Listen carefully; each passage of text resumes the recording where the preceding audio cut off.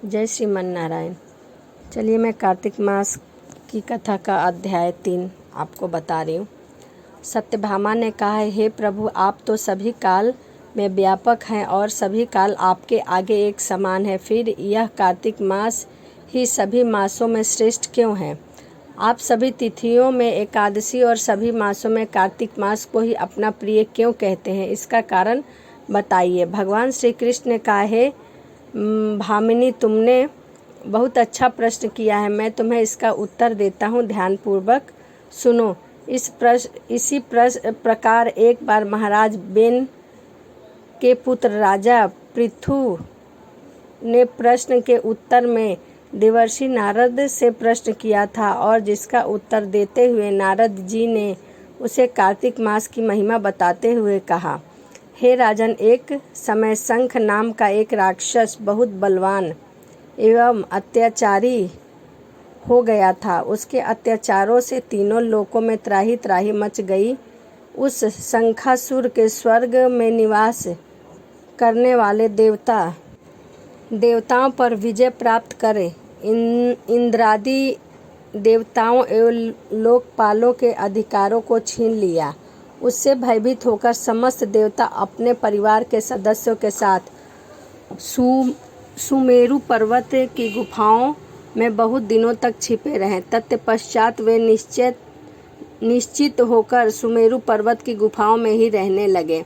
उधर जब शंखासुर को इस बात का पता चला कि देवता आनंद पूर्वक सुमेरु पर्वत की गुफाओं में निवास कर रहे हैं, तो उसने सोचा कि ऐसी कोई दिव्य शक्ति अवश्य है जिसके प्रभाव से अधिकारहीन यह देवता अभी भी बलवान है। सोचते सोचते वह इस निर्णय पर पहुंचा कि वेद मंत्रों के बल के कारण ही देवता बलवान हो रहे हैं। यदि इनके वेद छीन लिए जाए तो वे बलहीन हो जाएंगे। ऐसा विचार कर शंखासुर तब वह ब्रह्मा जी के सत्यलोक से शीघ्र ही वेदों को हर लाया।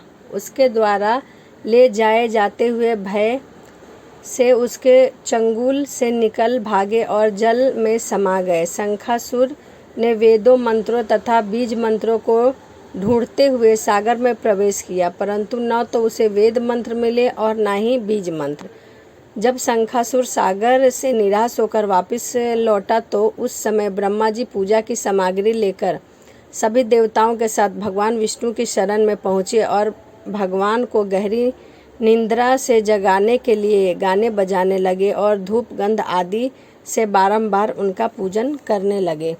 धूप, दीप, नैवेद्य आदि अर्पित किए जाने पर भगवान की निंद्रा टूट गई और वह देवताओं सहित ब्रह्मा जी को अपना पूजन करते हुए देखकर बहुत प्रसन्न हुए तथा कहने लगे, मैं आप लोगों के इस कीर्तन एवं मंगल चरण से बहुत प्रसन्न हूँ। आप अपना अभीष्ट वरदान मांगिए, मैं अवश्य प्रदान करूँगा।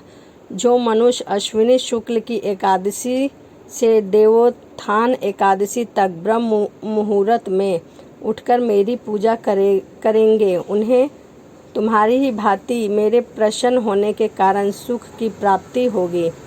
आप लोग जो पाद, अर्घ्य, आचमन और जल आदि सामग्री मेरे लिए लाए हैं, वे अनंत गुणों वाली होकर आपका कल्याण करेगी। शंखासुर द्वारा हरे गए संपूर्ण वेद जल में स्थित हैं। मैं सागर पुत्र शंखासुर का वध कर के उन वेदों को अभी लाए देता हूँ। आज से मंत्र, बीज और वेदों सहित मैं प्रतिवर्ष कार्तिक मास में जल में विश्राम किया करूँगा। अब मैं मत्स्य का रूप धारण करके जल में जाता हूँ। तुम सब देवता भी मुनीश्वर सहित मेरे साथ जल में आओ। इस कार्तिक माह में जो श्रेष्ठ मनुष्य प्रातःकाल स्नान करते हैं, वे सब यज्ञ के अश्वभृत स्नान द्वारा भली भांति नहा लेते हैं। हे देवेंद्र, कार्तिक माह में व्रत करने वाले को सब प्रकार के धन, पुत्र पुत्री आदि देते रहना और उनकी सभी आपत्तियों से रक्षा करना। हे धनपति कुबेर, मेरी आज्ञा के अनुसार तुम उनके धन धान्य की वृद्धि करना, क्योंकि इस वर्ष का आचरण करने वाला मनुष्य मेरा रूप धारण करके जीवन मुक्त हो जाता है। जो मनुष्य जन्म से लेकर मृत्यु पर्यंत विधि पूर्वक इस उत्तम व्रत को करता है वह आप लोगों का भी पूजनीय है। कार्तिक शुक्ल पक्ष की एकादशी तिथि को तुम लोगों ने मुझे जगाया है, इसलिए यह तिथि मेरे लिए अत्यंत प्रतिदायित्व और माननीय है। हे देवता, यह दोनों व्रत नियम पूर्वक करने से मनुष्य मेरा सान्निध्य प्राप्त कर लेता है। इन व्रतों को करने से जो फल मिलता है वह अन्य किसी व्रत से नहीं मिलता। अतः प्रत्येक मनुष्य को सुखी और निरोग रहने के लिए कार्तिक महात्म्य और एकादशी की कथा सुनते हुए उपयुक्त नियमों का पालन करना चाहिए।